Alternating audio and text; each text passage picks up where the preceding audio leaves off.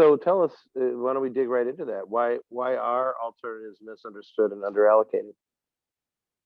So the number one thing, and if I get quite animated speaking about this, is because it frustrates me on almost a daily basis. Well, you're But an the animated ter- guy. That's okay. Yeah, that's okay. Yeah. the terminology is the first problem. Is the fact that alternatives can mean anything from Bobby Axelrod from Billions, high octane black box hedge fund volatility strategies, strategies which are very volatile, all the Yeah. way through to commercial real estate triple net lease, Right. antiques, cars, whiskey, oil and gas. It's such a broad terminology. That is a massive problem to begin with.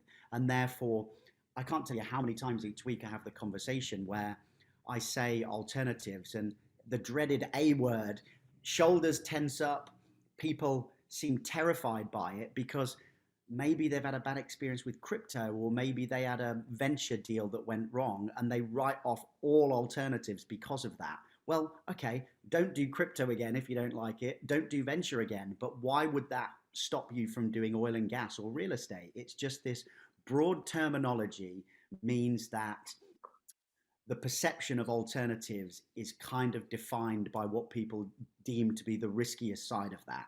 Whereas it's Yeah. not the case. Is like other asset classes, there is a broad spectrum of volatility, risk, return, where you just can't generalize in the way people do about alternatives. So Mhm. the name itself, the definition, is a real problem in the space.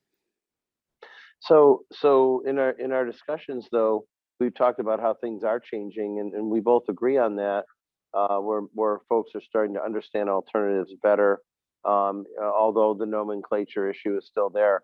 Uh, how have things changed, at least in like the last, well, maybe not during the pandemic, maybe somewhat, but in the last 5 years, let's say, and then coming out of the Yeah, pandemic.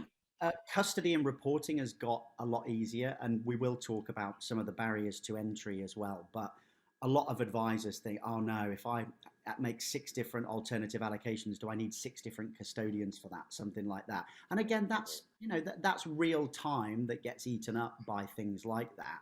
The Mm. custody has got better, even though some of the big boys on the custodian space still charge these ridiculous $400 fee per holding kind of thing, which that's Yeah, horrendous.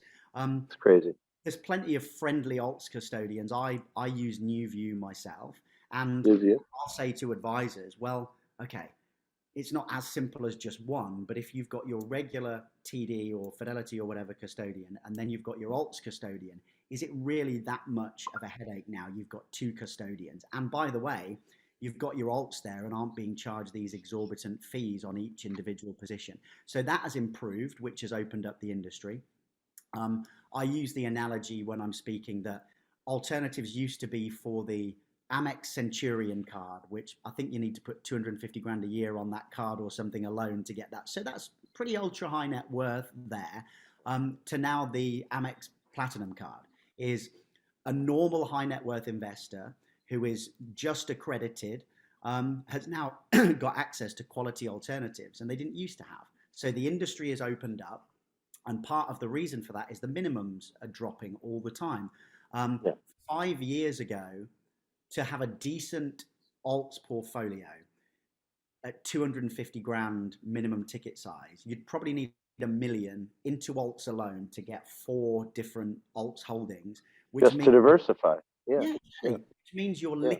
liquid net worth probably needs to be in excess of 5 mil for you to allocate a mil to alternatives. Exactly. Nowadays, Exactly.